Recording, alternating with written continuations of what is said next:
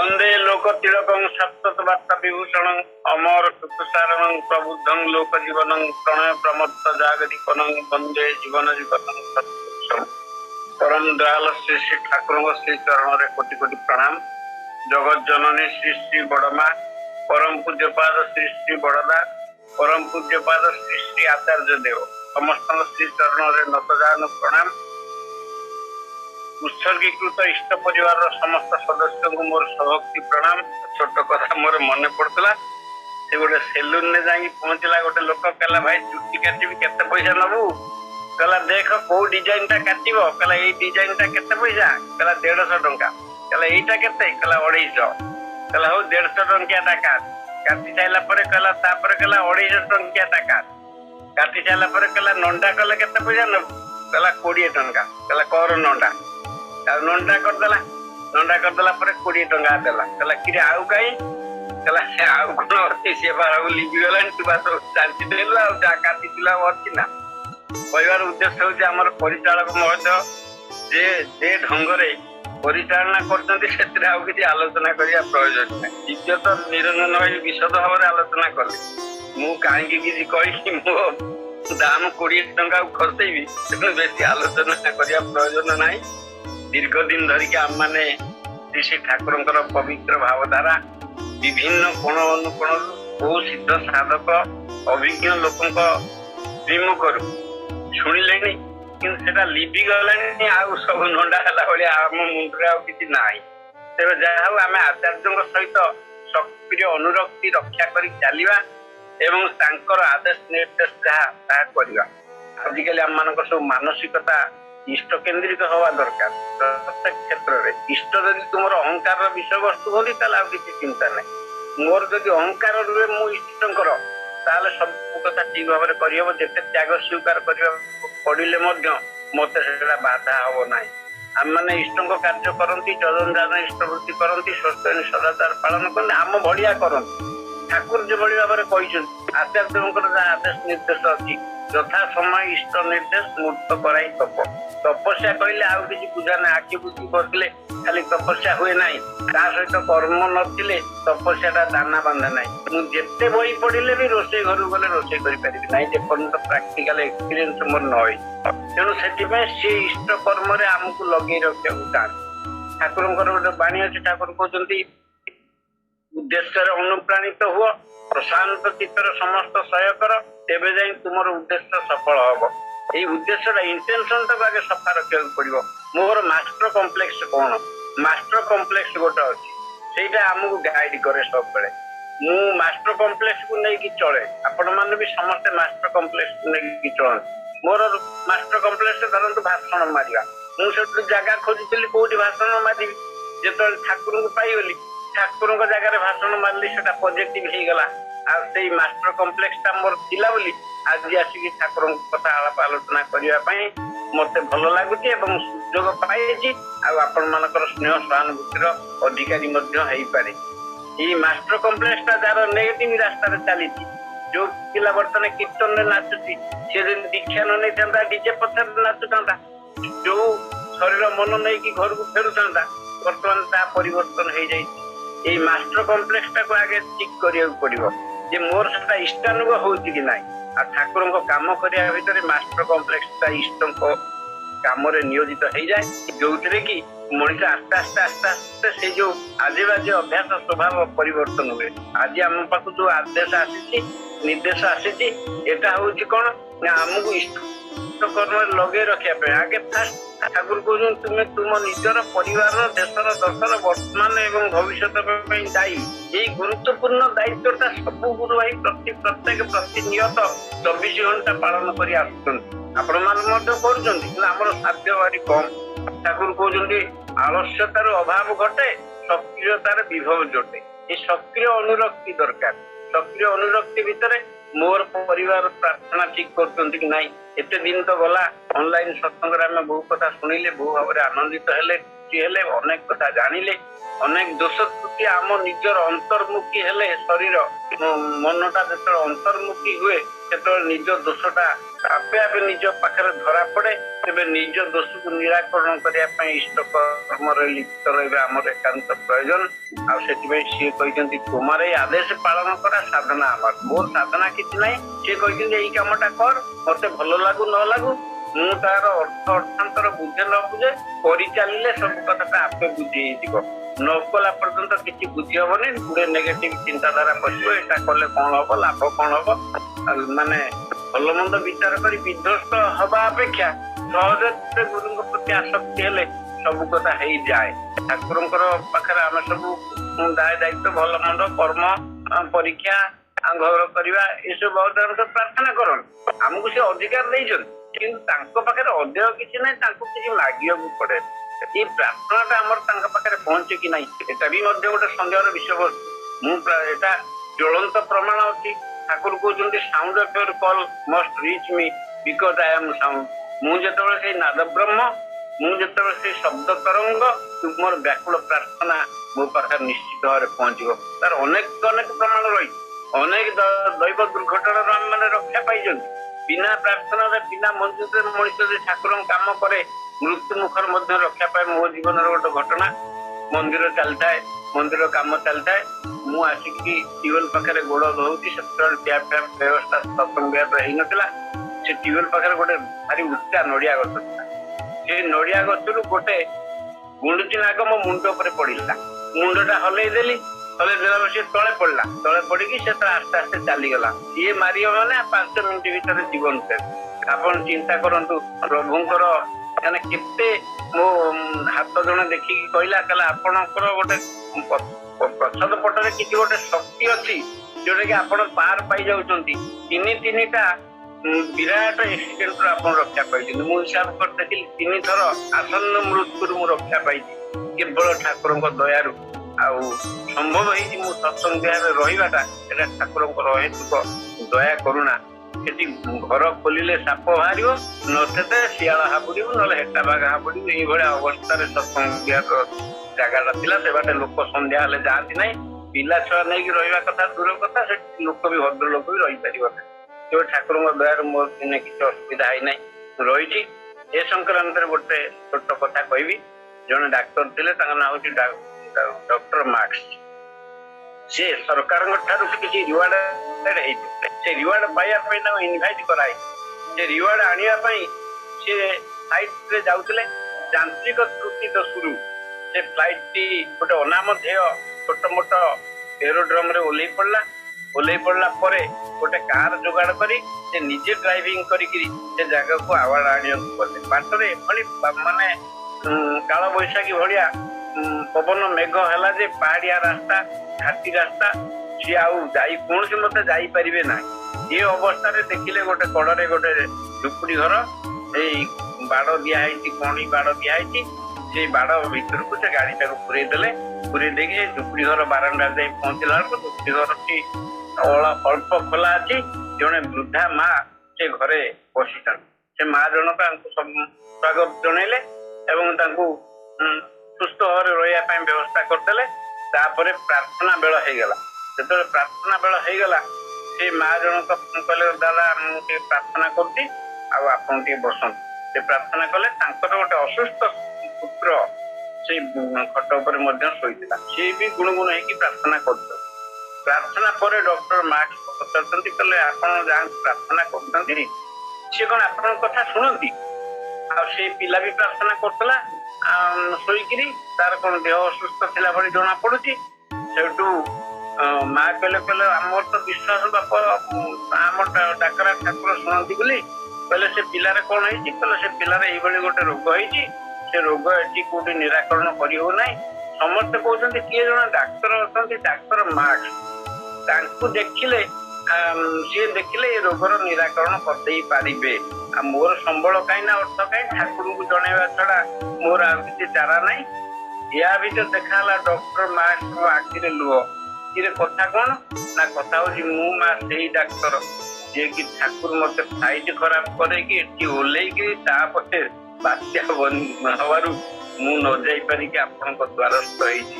ସେ ପିଲାକୁ ସେ ଦେଖିଲେ। କହିବାର ଉଦ୍ଦେଶ୍ୟ ହଉଛି सी सबु किछि करि पारंती खाली गोटे सबल विश्वास आमर प्रयोजन निर्भर कर निर्भय हब निर्भर माने नुहे जे मुंडा है कि बसथिबी सी ऊपर आकाश खसेबे मु खाइबी निर्भर माने तांकु निशेष भाव में भरण करिया पड़िबो अस्खलित भाव में अनकंडीशनली तांको काम करिया पड़े आमे सब कंप्रोमाइज करंती ठाकुर विधान उपरे खाइबा उपरे कंप्रोमाइज करंती सस्तैन उपरे कंप्रोमाइज करंती मु सस्तैन नहीं एटा मध्य सत्य किंतु मो छुआ बाहर पाठ पढ़ुछन उपाय नहीं बाहर पाठ पढ़ुछंती से माने माछ मांस भी खाउछंती रसन खाउछंती ई मानसिक जगत तांको सपोर्ट करबाटा ही सस्तैन अंतराय हेई पारे तेणु परिवार कथा होती निजे करबा सहित अन्य मानकु करबा प्रयोजन परिवार भितर समस्तंकर भल मंद खबर बुझा दरकार निरामिष आहार बाबद समस्त छोट छुआ जन्म जब निरामिष हो जाए प्रोब्लेम ना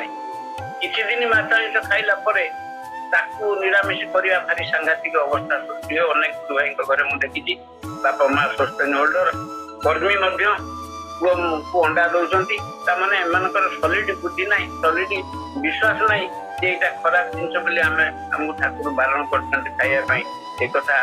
आम जाना निरामिष आहार प्रत्येक परिवार एकांत वांछनीय आ निरामिष आहार ठाकुर कहते आमिष विधान उत्तेजित अଯଥା हुए जर्जरित जार स्वाभाविक भाव में वर्ण गंध रस स्वाद नष्ट हो ब्रह्मचर्य विभ्राट करे से कथा वैष्णव शास्त्र लिखा है गो दुग्ध व्यतीत दुग्ध रक्त शाक संभूत जंबीर और पोड़ा द्रव्य जत आमिषेर समतुल भोजन घटाए बोल ब्रह्मचर्य विभ्राट सतत धर अंगूरटा डोल डाउल देखिया भारी सुंदर खाइबा भारी टेस्टफुल स्वास्थ्य उपादेय ताकू प्रोसेसिंग करी डॉक्टर अब्दुल कलाम कहते फूड प्रोसेसिंग टा इंडिया रे जदि सुस्थ भाव हुए लोक सुस्थ रहे हम सब फूड प्रोसेसिंग टा विभिन्न बाटर करते जोटा अखाद्य हो जाउची जोटा कि शरीर मन पक्षरे सदाचार समाज बोलते सदाचार विरोधी हो जाउची तेणु सी अंगूरटा को किसी लोक प्रोसेसिंग कर किसमिस कले चलनीय सेटा भी खाइबा को सुस्वादु एवं शरीर पर उपादेय आउ किसी बेसी बुद्धिया लोक तादेर मद तैयारी कर मदरु आउ अंगुरु मिलिबो नहीं आ जोटा कि ब्रह्मचर्य विभ्राट सृष्टि कर एकांत जिनस कहबार तात्पर्य होची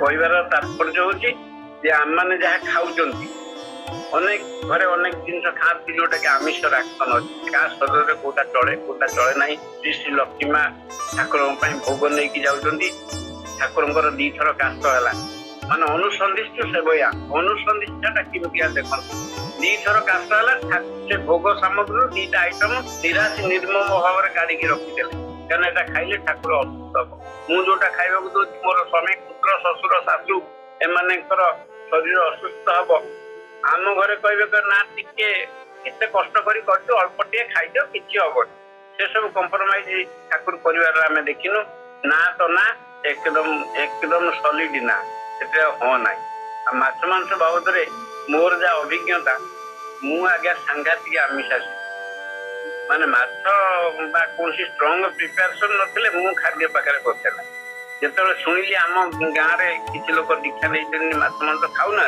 मुझे अंडर एस्टिमेट कली मुझे एमान बोधे मॉडर्न साइंस बाबद किसी मालूम ना मुझे मांसासी जे बाटर जब माछ बिक्री हो मो पाखे बैग ना गंजी पूरे नहीं आस यही भाया अवस्था तेज ठाकुर दयारू मु बहुत साइंस खेली मुझे विकार माछ मांस छाड़ी ना बहुत साइंस खेली homeopathic science allopathic science Ayurvedic science शास्त्र पुराण हायर लेवल कई आज्ञा एडमिट करना उच्च स्तर एडमिट करना बड़ बड़ वैज्ञानिक बड़ बड़ दार्शनिक भल भल लोक जो माने ज्ञानी गुणी परिवेशविद प्राय समस्त निरामिष तेणु से दिन ठारू माछ मांस 72 मसीहा मे 6 तारिख में दीक्षा नेली मु जानी दीक्षा ने माछ मांस खाती पर जानी स्वस्थनी ने खाती मुझे जानी दीक्षा ने माछ मांस खाती 72 मसीह मो घरे माछ मांस टोटाल मुक्त मो छुआ माछ मांस देखी ना पियाज रसुण देखी ना कहबार उद्देश्य होती अति सहज जिनस किसी असुविधा ना माछ मांस न खाइले कौन क्षति हम ना ଆଖିକି ଦୁଷିବନି, କାନକୁ ଶୁଭିବନି, ଏଗୁলো ସବୁ ବେକାର କଥା। ଖାଦ୍ୟଟା ଯଦି ଠାକୁର କହୁଛନ୍ତି ଖାଅ ହଜମ ଶକ୍ତିକୁ ଦୁର୍ବଳ ନ କରିକି, ମାନେ ସ୍ୱାସ୍ଥ୍ୟ ସଦାଚାର ସୂତ୍ରରେ ଲେଖା ହେଇଛି। ଆମେ ମାନେ ଖାଉଛନ୍ତି ରାକ୍ଷସ ଭଳିଆ। ସେ କହୁଛନ୍ତି ଉଣା ଭାତର ଦ୍ୱିଗୁଣ ବଳ, ଯେ pure and proper diet forms the base of ଧର୍ମ। ତେଣୁ ମୂଳ ଧର୍ମର ମୂଳ ପିଣ୍ଡ ହଉଛି ପିଓର ଆଣ୍ଡ ପ୍ରପର ଡାଏଟ। ଖାଦ୍ୟ ନିୟନ୍ତ୍ରଣ ନ କଲେ ସାଧନା ହବ ନା, ତପସ୍ୟା ହବ ନା, ଆଉ କିଛି ହବ ନା, ଠାକୁରଙ୍କ ଭାବ ରହିବ। ତେଣୁ ସେଇ ଭାବ ରହିବାକୁ ହେଲେ ସହଜ ସରଳ ସୁପାଚ୍ୟ ଏଇ ଯୋଉ ସିଏ କହୁଛନ୍ତି ଖାଅ କିନ୍ତୁ ହଜମ ଶକ୍ତିକୁ ଦୁର୍ବଳ ନ କରି, ଯୋଉଟା ସତ୍ତା ପୋଷଣୀ, ଯୋଉଟା ସତ୍ତା ଆମ ଶରୀର ଯୋଉଟାକୁ ସହଜ ଭାବରେ ଆକ୍ସେପ୍ଟ କରିବ ସେଇଭଳିଆ ଖାଦ୍ୟ ଆମର ବାହାର କରିବ। କହିବାର ତାତ୍ପର୍ଯ୍ୟ ହଉଛି ମୋ ପୁଅର ଗୋଟେ ସାଙ୍ଗ ମନେ କରନ୍ତୁ ଅଛି, ସେ ମୋ ପୁଅର ଭାରି ଭଲ ସାଙ୍ଗ। ମୋ ପୁଅ ତାକୁ ଭାରି ଭଲ ପାଏ, ସେ ମୋ ଘରକୁ ଆସେ କିନ୍ତୁ ମୋ ଘରେ ତାକୁ କେହି ଭଲ ପାଆନ୍ତି ନାହିଁ। ସିଏ ଆସିଲେ ମୋ ଘରେ ଗୋଟେ ରିପଲସିଭ ଆକ୍ସନ ସୃଷ୍ଟି ହୁଏ। ସେଇଭଳି ଭାବରେ ମୋ ଜୀବକୁ ଭଲ ଲାଗୁଥିବା ଖାଦ୍ୟ ମୁଁ ସିନା ଖାଏ କିନ୍ତୁ ମୋ ଷ୍ଟମାକ ତାକୁ ଆଡମିଟ କରେ ନା, ତା ଭିତରେ ଗୋଟେ ରିପଲସନ ଭାଇବ୍ରେସନ କ୍ରିଏଟ ହୁଏ ଯୋଉଥିରେ କି ମୋ ଶରୀର ଅସୁସ୍ଥ ହୁଏ। ସରଳ ଭାବରେ ଖାଦ୍ୟ ନିୟନ୍ତ୍ରଣ ପ୍ରয়োଜନ। ଆଚାର୍ଯ୍ୟ ଦେବଙ୍କର ଆଉ କେତେ ଗୁଡେ କଥା ନିର୍ଦ୍ଦେଶ ଅଛି ମା ମାନଙ୍କ ପ୍ରତି ଜାଗରଣ ପ୍ରକ୍ରିୟାରେ। ମା ମାନେ ଅବସର ସମୟକୁ ନଷ୍ଟ ନ କରି ସଂଘବଦ୍ଧ ଭାବରେ, ଏକୁଟିଆ କାହା ଘରକୁ ଯିବାକୁ କହିନାହାନ୍ତି। ସେ କହୁଛନ୍ତି ଭାଇ ମାନେ ଜଣ ଘରକୁ ଗଲେ ଗେଟ୍ ପର୍ଯ୍ୟନ୍ତ ଯାଇପାରିବେ, ନହେଲେ ତା ଡ୍ରଇଂ ରୁମ୍ ପର୍ଯ୍ୟନ୍ତ ଯାଇପାରିବେ, କିନ୍ତୁ ଜଣେ ମା ମାନେ ଚାହିଁଲେ ତାଙ୍କ କିଚେନ ପର୍ଯ୍ୟନ୍ତ ଯାଇପାରିବେ, ବେଡରୁମ୍ ପର୍ଯ୍ୟନ୍ତ ଯାଇପାରିବେ। ସେ କହୁଛନ୍ତି ଅବସର ସମୟରେ ନିଜର ଗୃହ ଜଞ୍ଜାଳ ମେଣ୍ଟେଇ ସଂଘବଦ୍ଧ ଭାବରେ, ଏକୁଟିଆ କାହା ଘରକୁ ଯିବାକୁ ସେ କହିନାହାନ୍ତି, ବାରଣ କରିଛନ୍ତି। ସଂଘବଦ୍ଧ ଭାବରେ ଜଣଙ୍କ ଘରକୁ ଯାଇକି ସେ ଯଦି ଗୁରୁ ଭାଇ ଏଇଟା ତା ଠାକୁର ଘରଟା କିଭଳି ଭାବରେ ଅଛି, ସେ ଠାକୁରଙ୍କୁ କିଭଳି ଭାବରେ ପ୍ରୋମିନେଟ କରିକି ରଖିଛି କି ନାହିଁ, ଏ ସମସ୍ତ କଥା ତାପରେ ହାକିମତି ନ କରି ଅତ୍ୟନ୍ତ ଦରଦୀ ଭାବରେ ଶ୍ରଦ୍ଧାର ସହିତ ତାଙ୍କୁ ସବୁ ମଡିଫାଏ କରିବାକୁ ପଡେ। ଯେମିତି ଭାଇ କହୁଥିଲେ ଉପଯୋଜନା କେନ୍ଦ୍ରକୁ ମଡିଫାଏ କରିବା କଥା, ପ୍ରତ୍ୟେକ ଘରକୁ ଆଗେ ମଡିଫାଏ କରାଯାଉ। ଘରେ ଅନେକ କାଗଜ ପତ୍ର, ଛିଣ୍ଡା କପଡା ଧମକ ରହିଛି ଯୋଉଟା କି କାମରେ ଆସୁନାହିଁ ବା ଆଉ ଜୀବନ ସାରା ଆସିବ ନାହିଁ, ସେଗୁଡାକ ସବୁ ନଷ୍ଟ କରିକି ଘରଟାକୁ ସଫାସୁତୁରା ରଖିବା ଦରକାର। କାହିଁକିନା ଗୋଟେ ନକାରାତ୍ମକ ଶକ୍ତିର ପ୍ରଭାବ ଘଟେ। ମୁଁ ଗାଁରେ ବୋଲିକି ଭାଷଣ ମାରୁଛି, ମୋର ଦେଖିଲା ବେଳକୁ ଘରରେ ଅଳନ୍ଦୁରେ କାହିଁରେ କଣ এই সমস্ত জিনিস ঠাকুর পছন্দ করতে নাই। ଛୋଟିଆ ଘରଟେ ହେଇପାରେ, କୁଡ଼ିଆ ଘରଟେ ହେଇପାରେ, ସେଟା ସଫାସୁତୁରା ପରିଷ୍କାର ପରିଚ୍ଛନ୍ନ ରହିବା ଦରକାର। ମାନସିକ ଜଗତରେ ଇଷ୍ଟ ଭାବ ଆଣିବାର ବହୁତ ଅନ୍ତରାୟ ସୃଷ୍ଟି ହୁଏ। ଏଇ ମଣିଷର ଏତେ ପ୍ରଲୋଭନ ବଢି ଯାଇଛି ଯୋଉଥିରେ କେବଳ ସେ ପଇସା ମୁଖା ହେଇଛି।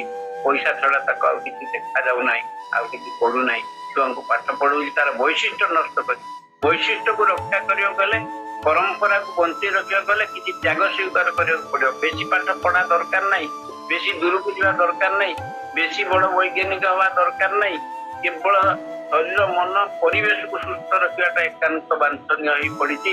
ମୁଁ ବଡ ବୈଜ୍ଞାନିକ ହେଇକି ମୋର ପରିବେଶ ଯଦି ଖରାପ ହେଇଯାଏ ତାହେଲେ ବଞ୍ଚି ପାରିବି ନାହିଁ। ଗୋଟେ ଛୋଟ ଗପ କହିକି ମୋର ବକ୍ତବ୍ୟ ସାଙ୍ଗ କରିବି, ସମୟ ତ ସରିଗଲାଣି।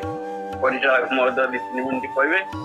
ଆମେ ଯଦି ପରିବେଶ ପ୍ରତି ନଜର ନ ଦଉ ତାର ମନ୍ଦ ପରିଣାମ ଆମକୁ ଛାଡିବ ନାହିଁ। ଠାକୁର କହୁଛନ୍ତି ତୁମେ ଜାଣିଥିବା ସତ୍ୟ ଯଦି ଅନ୍ୟମାନଙ୍କୁ ନ କୁହ, ସିଏ ଯଦି ବିପଦଗ୍ରସ୍ତ ହୁଅନ୍ତି ତାର ମନ୍ଦ ପରିଣାମ ତୁମକୁ ଛାଡିବ ନାହିଁ। କାରଣ ତୁମେ ଅସତ ହେଇକି ତୁମ ଚତୁର୍ଦିଗକୁ ଅସତ କରି ପକେଇଛ। ଗୋଟେ ଚାଷୀ ପରିବାରରେ ବହୁତ ମୂଷା ହେଲେ, ସେ ମୂଷାକୁ ମାରିବା ପାଇଁ ସେ ଗୋଟେ ଦନ୍ତା କିଣିକି ଆଣିଲା। ଦନ୍ତାଟି ଦେଖିକି ମୂଷାର ଯେ ମୁରବୀ, ତାର ଯେ ଲିଡର, ତାର ହୃଦକମ୍ପ ହେଲା, କହିଲା ଆରେ ଇଏ ତ ମୋ ବଂଶ ବୁଡେଇ ଦବ। ସେ ଚାଷୀ ଘରେ ତଳେ କୁକୁଡା ଥିଲେ, ତାଙ୍କ ପାଖରେ ଫେରା ଦେଲା, କହିଲା ଭାଇ କଣ କରିବି, ଏଇଭଳିଆ ସବୁ ଆଣିଲାଣି, ସେ ମୋ ବଂଶକୁ ମାରିଦବ। କୁକୁଡା କହିଲେ ତୋ ଖବର ତୁ ବୁଝ, ଆମେ କାହିଁକି ତୋ ପିଠରେ ପଡିବାକୁ ଯିବୁ, ଆମେ ତ ଖାଇ ପିଇକି ଆରାମରେ ଅଛୁ। ସିଏ ଶୁଣିଲେ ନାହିଁ। ଘୁଷୁରୀ ଯେତେବେଳେ ପାଳିଥିଲା ଚାଷୀ, ତାଙ୍କୁ ଯାଇକି ପଚାରିଲା। ସିଏ କହିଲେ ଦେଖ ମାଲିକ ବିରୁଦ୍ଧରେ ଆମେ ଯିବୁ ନାହିଁ। ଦିଟା ବଡ ବଡ ଖାସି ଥିଲେ, ସିଏ କହିଲେ ଦେଖ ଆମକୁ ତ କଅଁଳିଆ ଘାସ ଦଉଛି, ଚାଉଳ ଦଉଛି, ଆମେ ତ ଖାଇ ପିଇକି ଆରାମରେ ଅଛୁ, ଆମେ କାହିଁକି ସେଥିରେ ହାତ ମାରିବାକୁ ଯିବୁ, ତୋ ଖବର ତୁ ବୁଝ।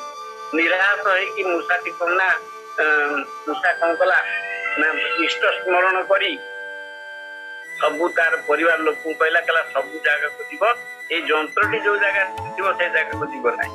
ଚାଷୀ ସ୍ତ୍ରୀ ଦେଖିଲା, ମାସ ମାସ ଧରି ମାନେ ଜନ୍ତା ବସଉଛି, ଗୋଟେ ମୂଷା ବି ପଡୁନାହିଁ। ଦିନେ ରାତିରେ ଜନ୍ତା ପଡିବାର ଶବ୍ଦ ଶୁଣାଗଲା। ଶବ୍ଦ ଶୁଣି ଚାଷୀ ସ୍ତ୍ରୀ ଭାରି ଆନନ୍ଦରେ ଦୌଡିଗଲା ବେଳକୁ ମୂଷା ପଡିନି ତ ଗୋଟେ ସାପ ପଡିଯାଇ, ସେ ସାପଟାକୁ ଯେମିତି ଟାଣି ଆଣିଛି ଜନ୍ତାଟାକୁ ମୂଷା ଭାବିକି ସାପଟା ଚୋଟେ ମାରିଦେ ହେଲା। ଚାଷୀ ସ୍ତ୍ରୀ ସାଙ୍ଗେ ସାଙ୍ଗେ ଅସୁସ୍ଥ ହେଲା, ତାକୁ ମେଡିକାଲ ନିଆଗଲା, ତାର ରକଡାଉନ କଣ୍ଡିସନ ହେଲା, ଯାହା ବଞ୍ଚିଗଲା ସିନା, କିନ୍ତୁ ଡାକ୍ତର କହିଲେ ଗୋଟେ ଗୋଟେ କୁକୁଡା ମାରିକି ତାକୁ ସୁରା କରିକି ଖୁଆ। ଏଇ କୁକୁଡାରୁ ଗୋଟେ ଗୋଟେ ବଧ ହେଲେ, ତାପରେ ଯେତେବେଳେ ତା ଘରକୁ ବନ୍ଧୁବାନ୍ଧବ ଆସିଲେ ଏତେ ପରିବା କୋଉଠୁ ଆଣିବ ସେ ଘୁଷୁରୁ ଗୋଟେ ଗୋଟେ ମାରିକି ତରକାରୀ କଲା। ତୃତୀୟତଃ ଚାଷୀ ସ୍ତ୍ରୀ ତାପରେ ମରିଗଲା। ଯଦି ମରିଗଲା ତା ସୁଧିକ୍ରିୟାରେ ଭୋଜି ଭାତରେ ଖାସି ପିତା ବି ଖତମ ହେଇଗଲେ। କହିବାର ଉଦ୍ଦେଶ୍ୟ ହଉଛି ଯେ ନିଜର ପରିବେଶ ପ୍ରତି ଯଦି ମଣିଷ ବିତସ୍ପୃହ ହୁଏ ପରିବେଶ ବିଷାକ୍ତ ହେଇଗଲେ ମଣିଷ ବଞ୍ଚିବା ଦୁଷ୍କର ହେଇପଡିବ।